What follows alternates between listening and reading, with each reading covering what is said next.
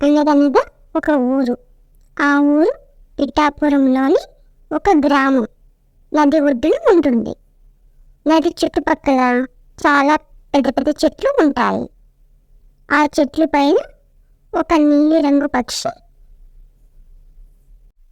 నివసిస్తుంది.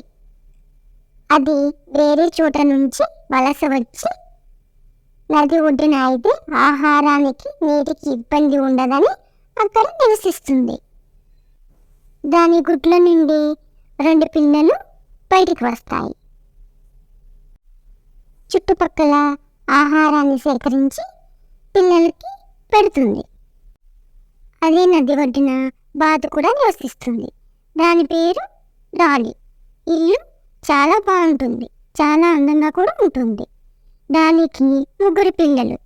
రూబీ పక్షి, డాలీ బాతు ఇద్దరు మధ్యన మంచి స్నేహం కుదురుతుంది. వాళ్ళ పిల్లలు మంచి స్నేహంగా ఉంటారు. రోజు సాయంత్రం పిల్లలందరూ కలిసి ఆడుకుంటారు.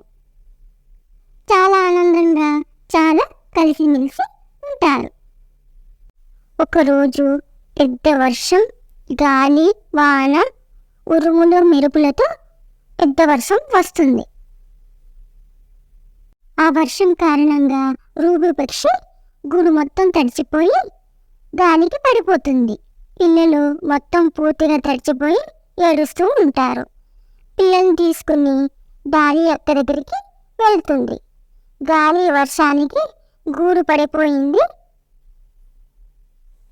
అని చెప్తుంది.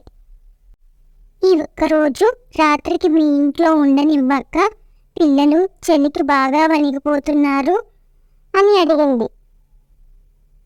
రూబీ చలితో వణుకుతూ తడిచిపోయి అడుగుతుంది.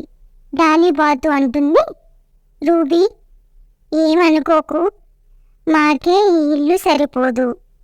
ఎవరి బెడ్ వాళ్ళకి, ఎవరి రూము వాళ్ళకి, వేరొకరు ఉంటే వాళ్ళకి నిద్ర పట్టదు. అయినా మీ పిల్లలు చిన్నవాళ్ళు, ఇల్లంతా పాడు చేస్తారు.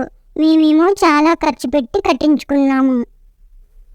మీకు మాలాగా ఉండడం అలవాటు లేదు కదా, ఎలా ఉండాలో మీకు తెలియదు. మేము చాలా శుభ్రంగా ఉంటాము. రూబీ పక్షి ఏమనుకోకు ఇలా అంటున్నానని రూబీ పక్షి ఏడ్చుకుంటూ ఏం మాట్లాడకుండా వచ్చేస్తుంది. వాటి పిల్లల్ని తీసుకుని ఒక చెట్టు కిందకి వెళ్ళి దాని రెక్కలతో పిల్లలను కప్పి రాత్రంతా ఆ చెట్టు కిందే ఉంటుంది. పిల్లలు డాలీ పెద్దమ్మ దగ్గరికి వెళ్ళావుగమ్మా, మనల్ని రమ్మలేదమ్మా అని పిల్లలు అడుగుతారు. రూబీ పక్షి రేపు మనం కొత్త ఇంటికి వెళ్దాం, ఈ ఒక్క రాత్రికి ఎలాగోలా సర్దుకోండి అని చెప్పి ఏడుస్తుంది. నీలిరంగు పక్షి పిల్లలను తీసుకుని కొత్త ఇంటికి వెళ్ళిందో లేదో తెలుసుకోవాలంటే పార్ట్ 2 చూడండి. Please to like, share, subscribe.